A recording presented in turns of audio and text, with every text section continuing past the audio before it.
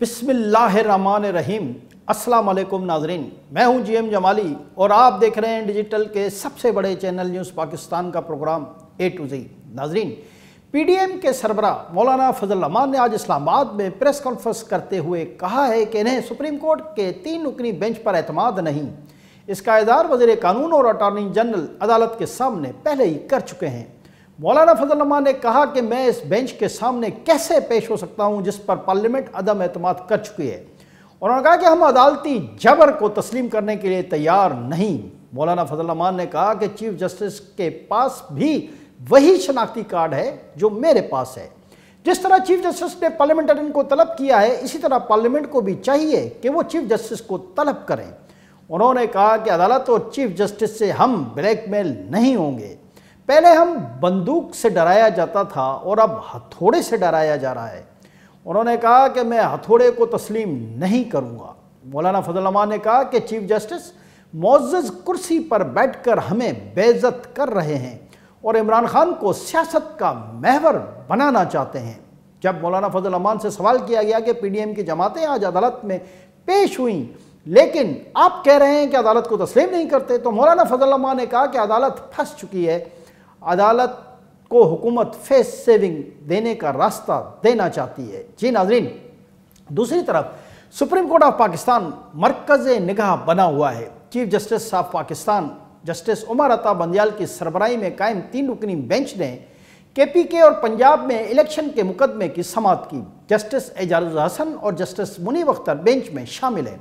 याद रहे कि आज चीफ जस्टिस ऑफ पाकिस्तान ने तमाम सियासी जमातों को इस सिलसिले में उनका मौक़िफ़ पेश करने के लिए तलब किया था, जिसकी वजह से हुक्मरान इत्तेहाद में शामिल तमाम सियासी जमातें अदालत में पेश हुईं। अहम और दिलचस्प बात यह है कि चीफ जस्टिस पाकिस्तान उमर अता बंदियाल ने आज भी समाअत का आगाज़ कुरान करीम की आयत से किया और दुआ की कि मौला करीम ऐसी हिकमत अता कर जिसके ज़रिए हम सही फैसले कर सकें।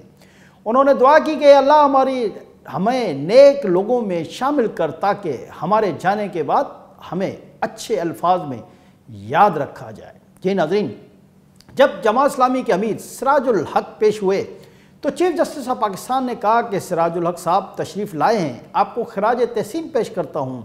आपने नेक और अच्छा काम शुरू किया, अल्लाह ताला इस काम को कामयाब करे। याद रहे कि जमात इस्लामी के अमीर आजकल तमाम जमातों को मुज़ाकरात के लिए आमादा करने की कोशिशों में मसरूफ़ है। इस मौके पर चीफ जस्टिस उमर अता बंदियाल ने कहा कि शाह महमूद कुरैशी साहब भी तशरीफ़ रखते हैं।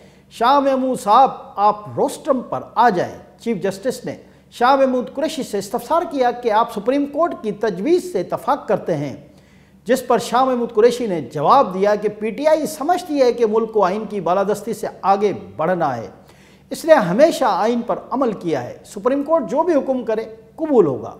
हमेशा आइन के मुताबिक चलने की कोशिश की। सुप्रीम कोर्ट में इंतखाबात एक साथ कराने की दरखास्तों पर वक्फे के बाद समाअत शुरू हुई तो दरख्वास्त गुजार सरदार काशिफ के वकील शाह खवर रोस्ट्रम पर आ गए। वकील शाह खवर ने दलाइल देते हुए कहा कि उम्मीद है तमाम सियासी जमातें एक नुक्ते पर मुत्तफिक हो जाएंगी। एक ही दिन इंतखाबात से सब मसाइल हल होंगे। चीफ जस्टिस ने कहा कि हम अदालत के ज़रिए अहकाम जारी करें तो पेचीदगियाँ बनती हैं। सियासी जमातें अफ़वाम व तफ़हीम से मामला तय करती हैं तो बरकत होती है। जी नाज़रीन, चीफ जस्टिस ने कहा कि सियासी कैदीन के तशरीफ़ लाने पर मशकूर हूँ। सिफ़े अवल की क़यादत का अदालत आना एज़ाज़ है। कौम में अस्तराब है, क़यादत मसला हल करे तो सुकून हो जाएगा। वज़ारत दिफ़ा ने भी उम्दा ब्रीफिंग दी। अटॉर्नी जनरल को एक साथ इंतखाबात के मामले पर दलाइल देना थे लेकिन वो सियासत की नज़र हो गए। फारूक एश नायक ने भी कहा था कि एक साथ इंतखाबात हों। हमने फारूक नायक साहब से कहा था कि हमारा बायकॉट तो ना करें। अखबार में साबिक सदर आसिफ अली ज़रदारी का बयान पढ़ा। आसिफ ज़रदारी के मशकूर हैं, उन्होंने हमारी तजवीज़ से इत्तफाक किया। बड़ी बात यह है कि नून लीग ने भी तजवीज़ से इत्तफाक किया है। फारूक नायक ने कहा कि हुकूमती जमातों का पहले भी यही मौक़िफ़ था कि एक साथ इंतखाबात होने चाहिए। 90 दिन का वक्त पंजाब और खैबर पख्तूनख्वा में एक्सपायर हो चुका है। हुकूमती जमातें एक ही दिन इंतखाबात के मामले पर मशावरत कर रही हैं। बिलावल भुट्टो ज़रदारी ने मौलाना फजल रहमान से मुलाकात भी की है। आसिफ ज़रदारी भी तादियों से मशावरत कर रहे हैं। ईद उल फितर के फौरी बाद इत्तेहादियों समेत पीटीआई से सियासी डायलॉग शुरू करेंगे। एक ही रोज़ इंतखाबात से पुरअमन और साफ शफाफ इंतखाबात मुमकिन होंगे। सियासी जमातों को मसाइल मिल बैठ कर हल करने चाहिए। पीटीआई से मुज़ाकरात करेंगे ताकि हैजानी कैफियत का खात्मा हो। हमारी कोशिश होगी कि इन डायलॉग से सियासी इत्तफाक राय पैदा हो। जी नाजरीन, इस मौके पर मुस्लिम लीग नून के रहनुमा भी रोस्टम पर आ गए। उन्होंने कहा कि बहुत मुश्किल माहौल है, मगर पाकिस्तान के अवाम की तकदीर का मसला है। हम यकीन रखते हैं कि मुकाबले के बजाय मुकालमा करना चाहिए। हमारी जमात एक रोज़ इंतखाबात और डायलॉग के लिए तैयार है। हमने ईद के बाद अपने रहनुमाओं का इजलास भी बुलाया है। अपोजिशन के साथ बैठकर इंतखाबात का मामला हल करने के लिए तैयार हैं। हम सियासतदानों की आपस में दोस्ती है। चीफ जस्टिस ने कहा कि झगड़े दिखाने में सोशल मीडिया का भी बड़ा हाथ है। जी नाजरीन, इस मौके पर पाकिस्तान पीपल्स पार्टी के रहनुमा कमर जमाइन कायरा ने भी दोबारा रोस्टम पर आकर कहा कि तल्ख बातें अदालत में नहीं होनी चाहिए। अपने पार्लियामेंट के फोरम पर सियासी तकरीरें करेंगे। आइन के खिलाफ कोई काम नहीं होने देंगे। इंतखाबात को तूल देने की कोई बात नहीं है। अदालत को यकीनदानी कराते हैं कि आइनी मुद्दत से ऊपर वक्त ज़ाया नहीं करेंगे। 2+2 नहीं होता, मिल बैठकर मामला हल करना होते हैं। अदालत में टॉक शो या मुकालमा नहीं करना चाहते। मुल्क में एक साथ भी इलेक्शन हुए और मुकर्रर तारीख से भी आगे गए हैं। आइन बनाने वाले ही इसके मुहाफिज हैं।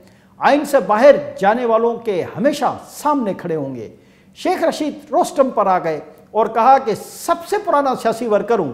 सारी कौम सुप्रीम कोर्ट की तरफ देख रही है। अदालत का फैसला पूरी कौम का फैसला होगा। ये ना हो कि मुज़ाकरात में छोटी और बड़ी ईद इकट्ठी हो जाए।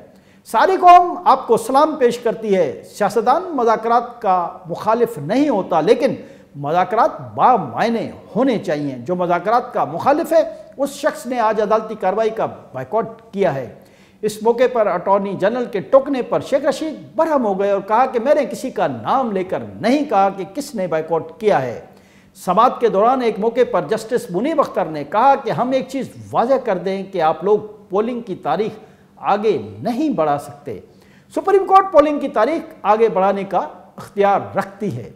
जी नाजरीन, अदालत ने मुकदमे की समात में वक्फा करते हुए कहा कि 4 बजे तक मुज़ाकरात करके किसी नतीजे पर पहुंचे और अदालत को आगाह करें। लेकिन अदालत की तरफ से यह हुक्म अकल और काबिले अमल होने से बिल्कुल मावरा लगता है, क्योंकि पाकिस्तान तो कुजा दुनिया की कोई भी सियासी जमातें अहम तरीन बल्कि गर्म तरीन सियासी इशूज़ पर महज 2-3 घंटों में मुज़ाकरात करके कभी किसी नतीजे पर पहुंच ही नहीं सकती।